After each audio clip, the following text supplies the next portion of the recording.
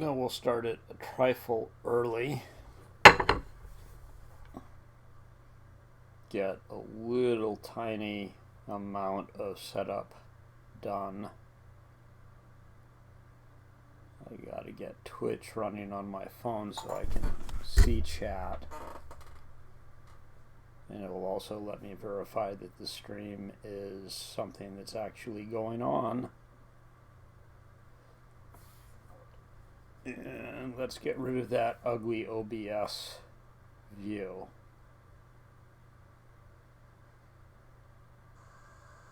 I gotta get the volume down on my phone. Okay then. So here we are. And in ongoing Open Historical Map streams, I have been busy looking at New York and the colonial and revolutionary period. It's kind of a thing. There's a lot that happened there, a lot of features that are worth mapping, although they can be hard to map because it was circa 250 years ago. We have already spent a bunch of time looking at the area north of Albany, Lake Champlain, Lake George, and the upper Hudson Valley, which was a corridor, the easiest place to navigate if you were French and British fighting over New York.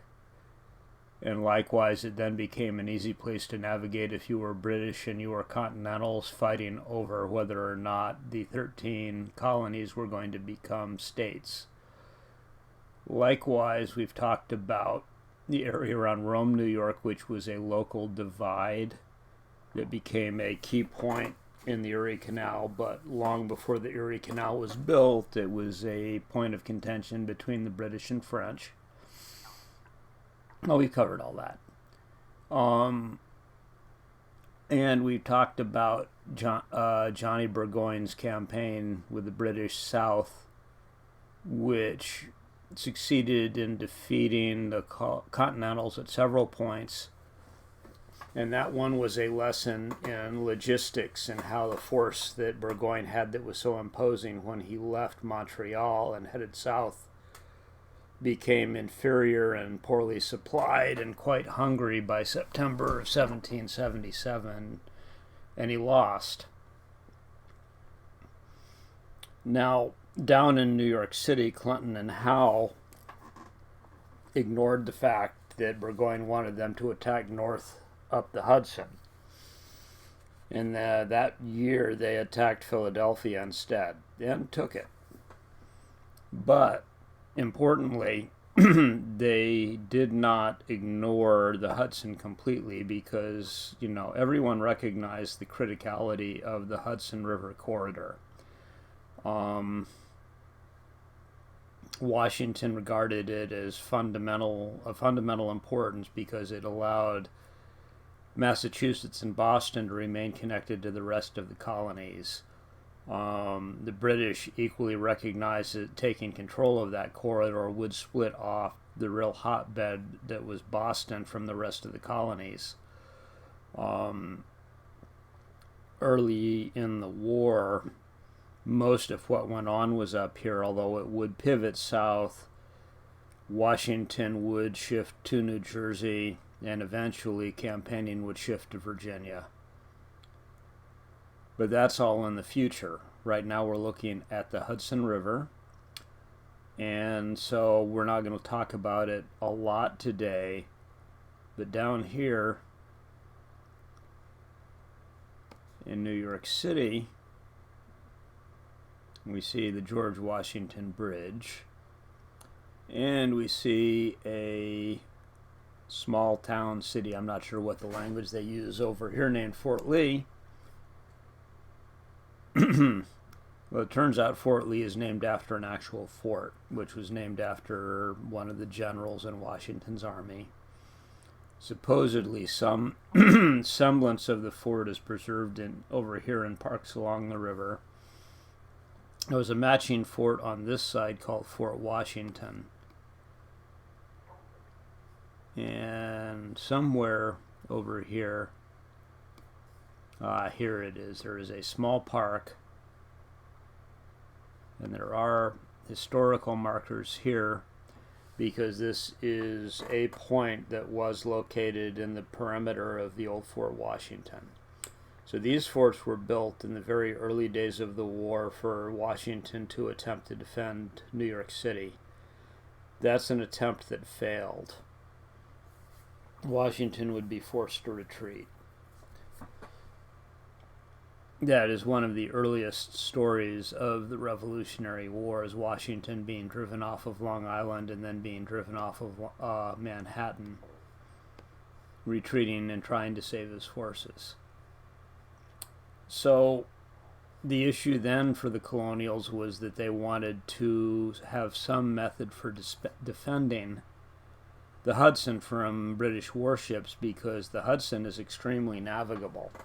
And Henry Hudson himself sailed a small sailing ship all the way up to Albany in the 1600s, and it's not like the river became less navigable over time. So they started looking to build defenses further north from New York City and Manhattan Island. And the first defense they built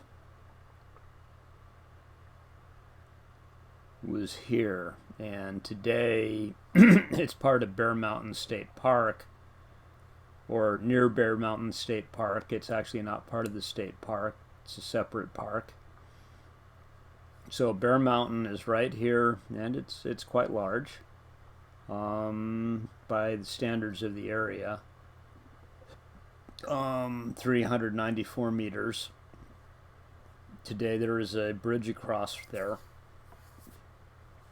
So what the colonials did, and I'm actually going to bring up this resource because today's talk is going to be more about research process rather than mapping. We will do a little mapping later on, but got to talk about research. So when I started researching this, I went at it from the point of view of West Point. Because West Point today is a military academy, but West Point in this period was a fortress. And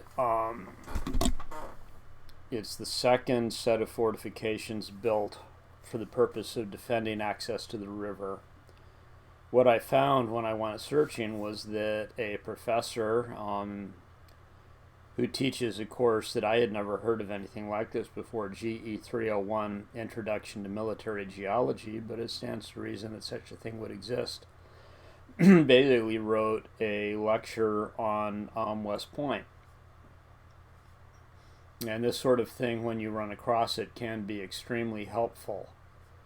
So it goes over some of the background information of how you end up at West Point. And we're going to start out actually in the middle by looking at the chronology of events. So we see here something that I already knew, but was kind of pushed to the back of my mind. Forts Montgomery and Clinton in October 1777. So this is about a month after Burgoyne had been defeated at Saratoga. Doesn't seem particularly fortuitously timed from the viewpoint of Burgoyne campaigning up to the north. And so what we're looking at here really is the fact, I mean, famously at West Point they had the Great Chain across the Hudson River and forts with fields of fire aimed at the chain to make it hard for the British to attack the chain. But that wasn't the first chain across the Hudson. The first chain across the Hudson was built further south, below Bear Mountain. So we're zooming in here, and this is the site of the first Fort Clinton on the Hudson. The first Fort Clinton on the Hudson was evidently down here. Apparently very little survives today because they built other stuff there in the 1920s. But there are ruins of Fort Montgomery up here. Both of these forts were named after generals in the Revolutionary Army. Confusion over names happens because they would just, if they lost a fort, then that general might be involved in building another one, and they would name another fort after him. So this was the first Fort Clinton in the Hudson Valley, but it wasn't the last. So these forts were built here on either side of this creek or gorge, and then the chain was strung across the river. And the British, going back to our chronology, that's what I want to click on, would take this position in October 1777 and break the chain. So in March of 1888, the following, not quite spring but close, they would basically shift fortifications north from Bear Mountain.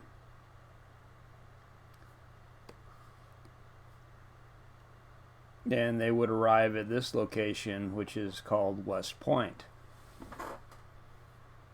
Now we're going to go back and look at the presentation, because he shows some old maps that exist. There you go, scan through it quickly here and find the one I want to look at first. This one right here.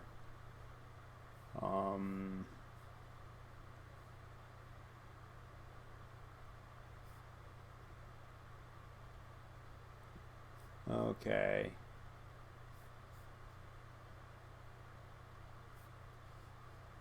There we go. So this map of the area, let's see, the date on here is 1775, I think. So yeah, some of this had already been built to protect the Hudson well before the British actually started attacking up it. And it shows the name of this is Martelier's Rock. That's got to be Dutch. A lot of Dutch influence. And then it shows West Point here, and it doesn't show any fortifications. So this is Fort Constitution.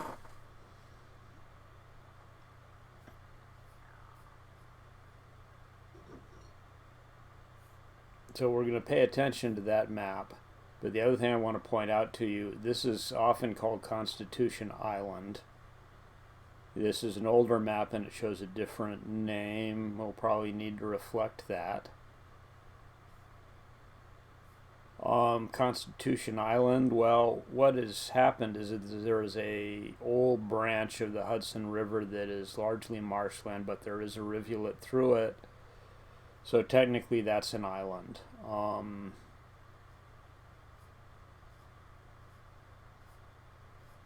So that's a case where we're going to have to do something to reflect that evolution of the riverbank, because what's there today is a bit different.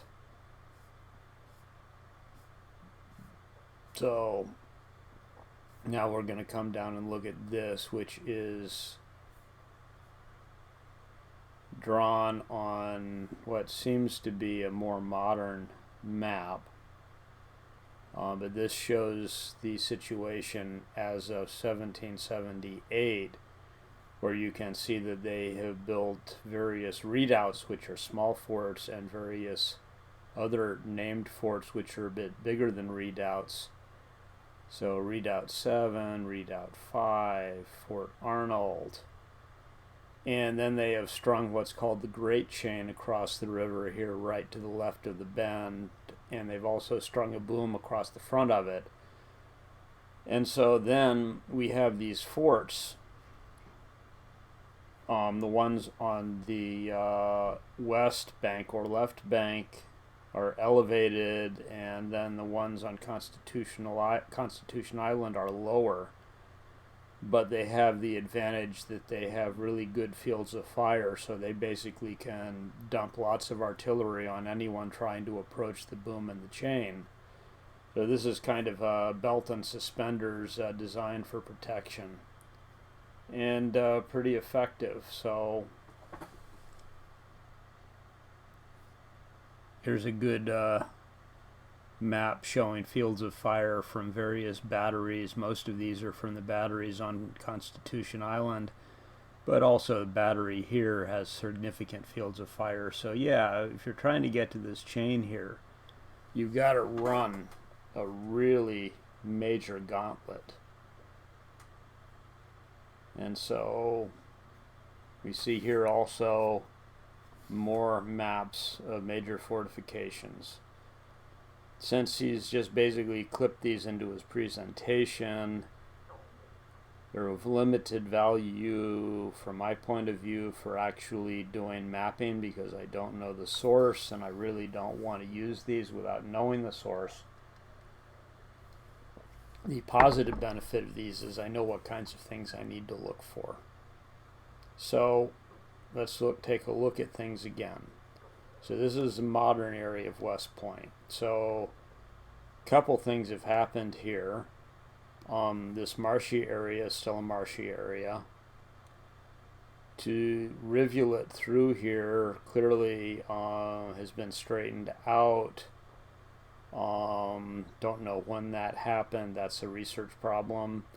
The other thing that happened is that the New York Central Railway built what's called the water level route way back in the 1800s along the Hudson. They built a causeway with 2 bridges, and as you normally kind of expect, actually that's not a bridge on that end, that's just a narrow spot, so there's really only 1 bridge. And we know from looking at Erie Canal construction that once you basically build a structure like that, then what happens is that the one side's going to silt up. So this has definitely altered the game here with respect to what's an island and what's not. And so in OpenHistoricalMap, again, research project, we need to figure out, a shoreline for before that. A riverbank for before that, and do some modeling here. And that's a whole nother can of worms. So, now that I know what to look for, what kinds of things have I turned up? Well, so far, with respect to Fort Clinton, the Fort Clinton further south at Bear Mountain, we have the Wikipedia article, which is fairly serviceable. And it's got this map fragment. This map is in Wikimedia Commons, I think. I haven't really gone to look where they got it from. No, actually, it looks like it's sitting in a media directory. I'll have to research that later, but if we scroll up here, we can see a reference to the Library of Congress Map Division and its digital ID. So we can go dig that out of the Library of Congress website in the worst case. So that looks fairly easy, and we zoom in on this map. Hudson River south to north like this, so that puts these on the correct side of the river, and on either side of that creek here is a representation of the chain. I mean, this has the potential to be a decently surveyed map, so we will certainly take a crack at georeferencing this map and using it to map these 2 forts. But having said that, that's a thing we're going to go back to later. I went looking for West Point, and in the Library of Congress I found this guy. It's actually in there twice. There are 2 scans of versions of this map. Map is surveyed in 1783, so the fort probably in the process of becoming inactive because the Revolutionary War is winding down. But this is also pretty good, but it's a little tricky to discern the representation of the marshland on the backside of Constitution Island and the shoreline I would say I find that shoreline a little doubtful. So I don't know how this guy's going to align. So we'll have to play with that and see where we end up. So then this one came up in the search at the Norman B. Leventhal Map and Education Center. And this one shares some similar characteristics in terms of the island location. Once again, we'll have to actually see how that lines up. And then we scroll down here and we see that this is actually from the Library of Congress. Okay, so they appear to be getting, I'm not sure if they've taken a copy to include in this display. But come down here and, okay, no known copyright restrictions is good, and it's old enough that it should be out of copyright. But then we get this licensed for use under a Creative Commons Attribution, non-commercial share alike. And that seems like that's kind of out of the blue. I was a little confused by this, so I clicked on the Library of Congress link here to get to the card catalog entry. And yeah, 1783.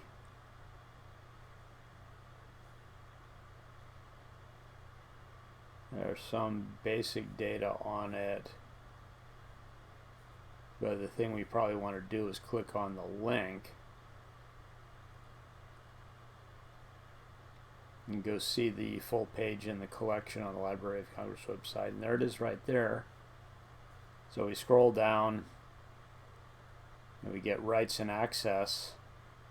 And it's just basically the usual statement that this is as far as they can tell, public domain, and there's no CC by SA of any sort. So that seems to be something that the Leventhal Center just kind of threw on there automagically. And it's something to watch for. And since we can get this map directly from the Library of Congress, we'll take it from there in order to ensure that that CC by license isn't really triggered in terms of anything we do mapping. So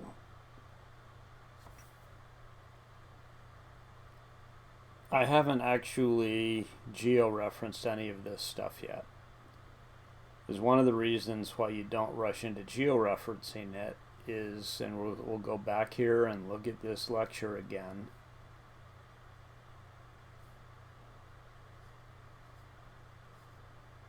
Surprising amount of stuff has been preserved. Many of West Point's former fortresses still stand today. Some of them were rebuilt in 1976 for the bicentennial. And we'll take a brief moment. This was the Great Chain. This was the second chain. These are links from it. It's not the full chain. And these are on display at West Point. And you can actually go get a historical tour of some of these sites today. They also have a very good history department at West Point, which can be reached out to publicly, and I'm planning to reach out to them, find out what kinds of resources they might be able to make available and help me with. But back to the Great Chain, there are links of the Great Chain on display in the south entrance to the New York State Capitol, along with a few other historical displays like a bust of Ulysses S. Grant, who I believe's birthday is being celebrated at Grant Cottage up in Milton today. That particular entryway atrium is where Grant's body lay in state after his death, before it was taken to New York City for his burial and funeral march. To a whole nother subject. So, are we going to map anything today? Yeah, because the news that some of this stuff survived caused me to go look, and most interestingly, Fort Putnam is one of the major features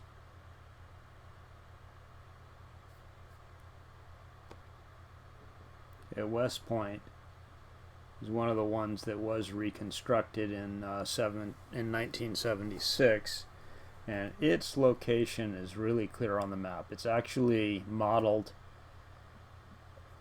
in OpenStreetMap, but since we have a really nice foliage off aerial in Mapbox, we're just going to add it in the old-fashioned way, because that way we don't need to screw around with finding the person who entered in OSM and getting permission.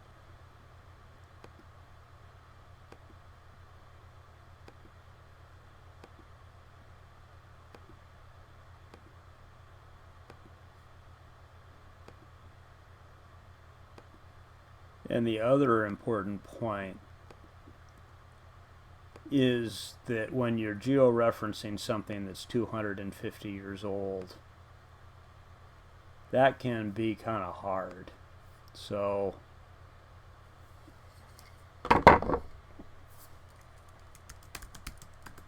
historic fort.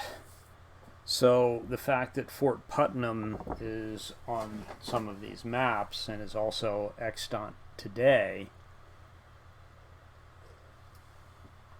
that makes for a pretty good reference point. So I am looking forward to that being really helpful.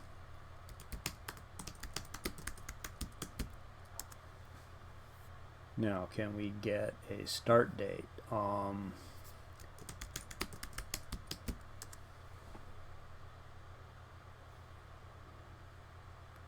Is it in Wikipedia?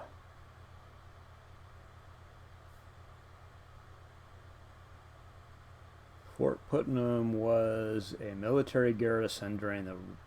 Okay, we got a Wikipedia article. So take the name of the fort.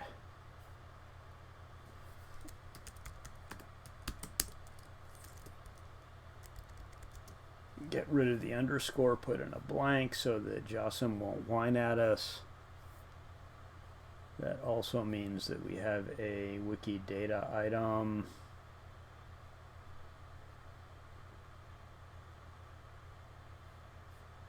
So we can get the Wikidata tag value.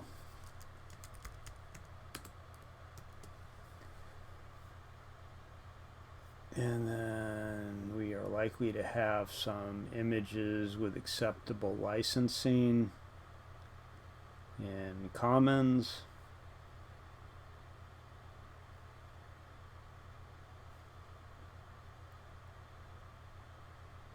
CC by SA.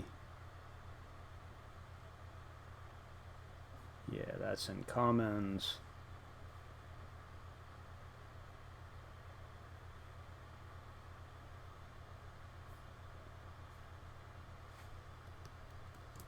So we got an image we can add.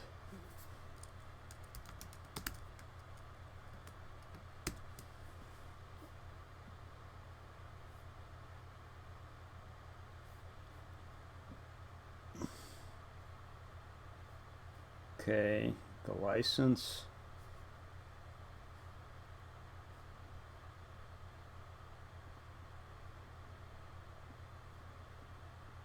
Okay, we've got a caption.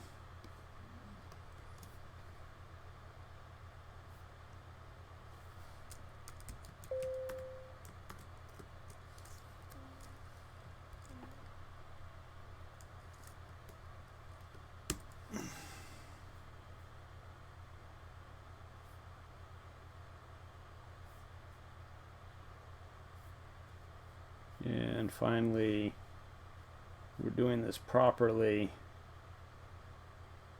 We need to get the license. So this is a CC by SA 3.0.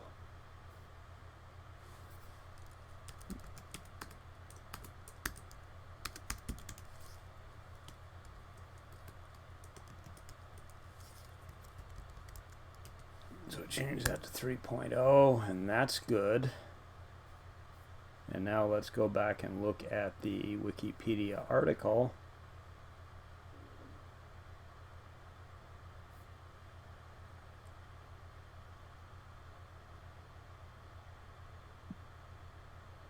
So we've got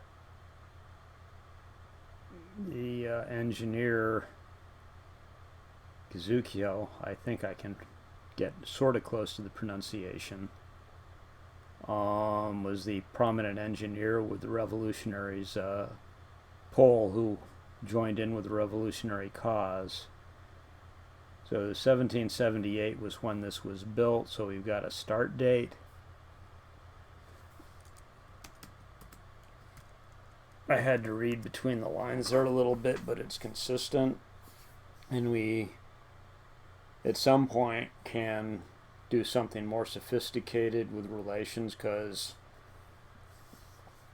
it is highly probable that it spent some time in a state of ruins or abandonment before the bicentennial caused them to restore it.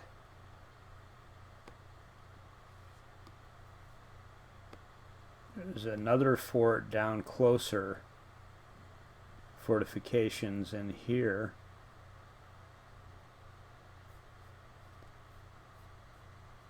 But, you know, I see things that might be old walls, but they might also be logs on their side on the ground. So, need a better reference in this. Maybe somebody with feet on the ground, like maybe a member of the history department at West Point, to talk to me about what's real. So that's a reason to reach out. Somehow that zoomed instead of panning. So here on Constitution Island, zoom in a bit. There's some kind of structure here, but I don't have a really good identification of it. That seems to be a stone wall. That could be the perimeter of a battery, but I don't really know for sure what the identification is. So I'm not going to map based on that. You know, file for future reference the fact that that may be the case. But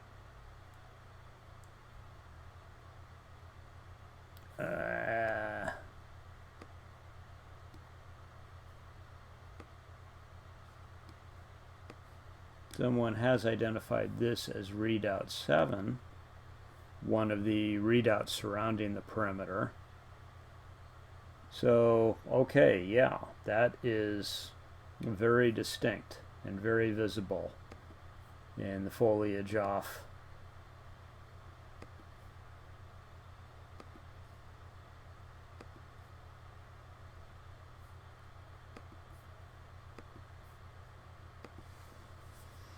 We're going to give it 1778 temporarily. It may be fort's close enough to read out for the time being. I'm not sure. There may be some fussy distinction, but I don't think OSM tagging is that detailed. Oh, well, let's do this. Fort equals readout. I don't know that that's any kind of a standard tagging, but that jump fell on the licensing, so let's go back and get that right.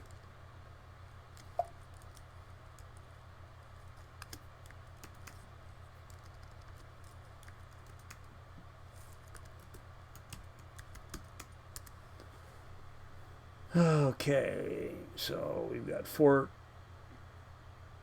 and name.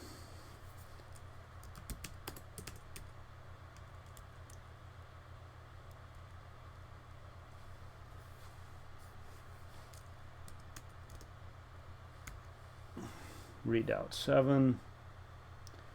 The importance of these is that we will be able to use these for alignment purposes with these old maps, because these are things that have not moved, and are pretty clearly identifiable.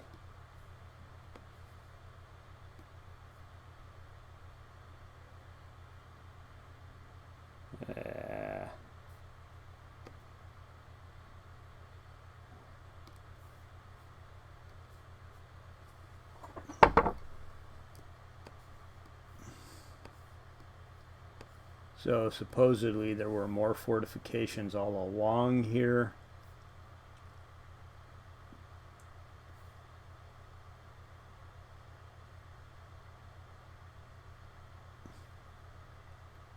Warner House, I don't know how long that's been there. I don't know how important that is.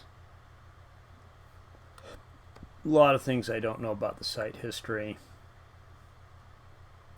Okay, we're going to declare victory with those two things mapped, and I'm not going to fool with this anymore today because I'm clearly being very sloppy with my touchpad moves.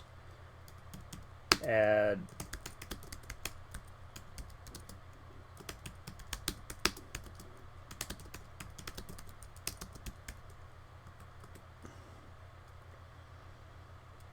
okay, I mapped these off of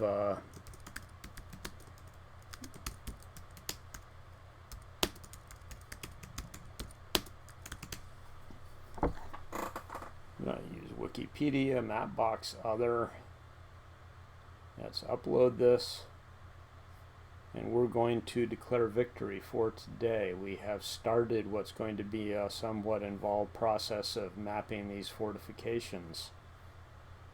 And all of this stuff is a little bit challenging, simply because what records were kept, what records were not kept, what records were lost, what's been destroyed. So it's just kind of like one step at a time. So maybe back to Zwift streaming and bicycle streaming over the next few days. There will not be an OHM street in a week, stream in a week, because I'm going to be at the racetrack instead. So we'll see you all the next time.